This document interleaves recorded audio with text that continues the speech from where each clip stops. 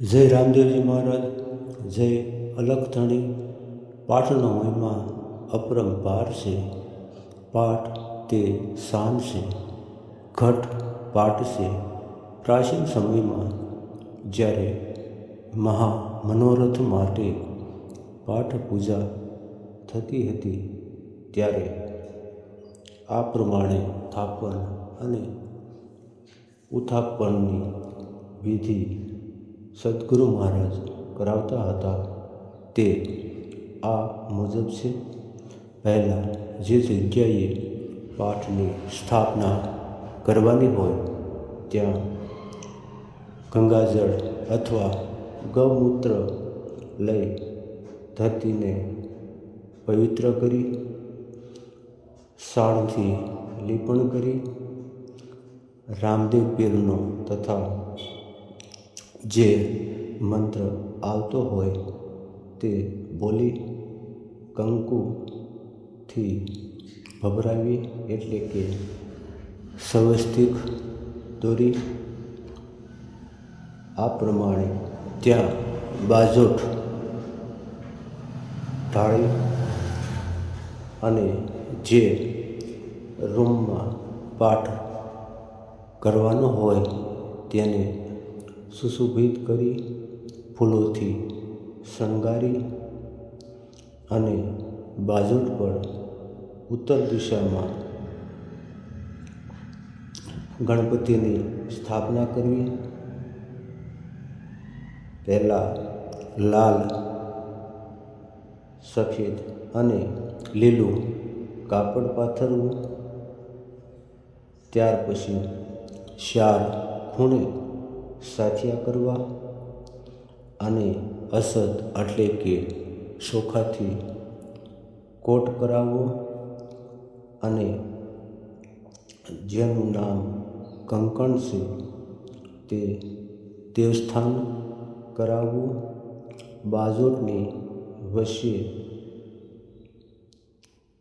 સાથીઓ અને ઘઉંના લોટથી કે જ્યાં કુંભ પર ઓમકાર ચિતરી,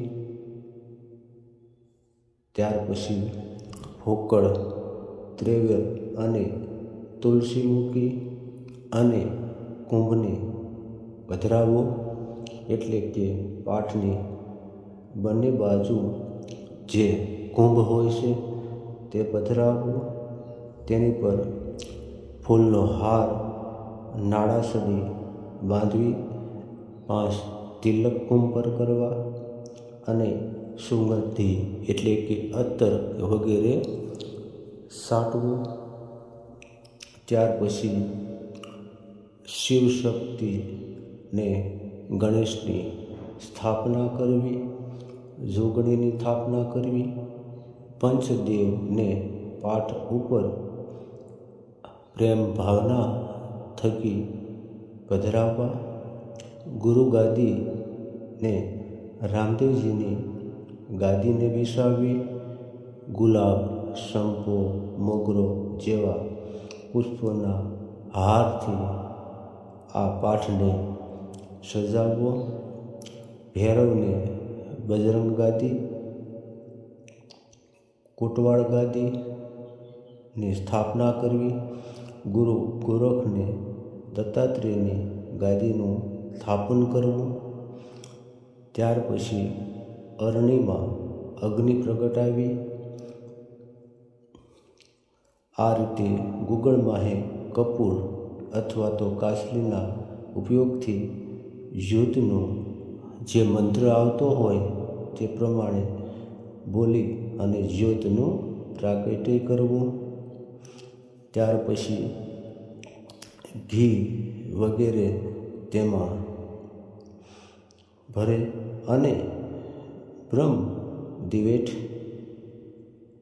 સળગાવે અને જેને શૂન્ય કહેવાય છે તે શબ્દ આવે અને ઓમના ઉચ્ચાર થાય છે અને જે આવતા હોય તે ધોળા નેજા વગેરે ભાવથી ધર્મ ધજાની પૂજા કરવી અને પુષ્પના હાર અને કંકુ અને સોખલીએ પૂજતા અને અર્ચના કરતા જવું. જય રામદેવજી મહારાજ. જય અલગ ધણી.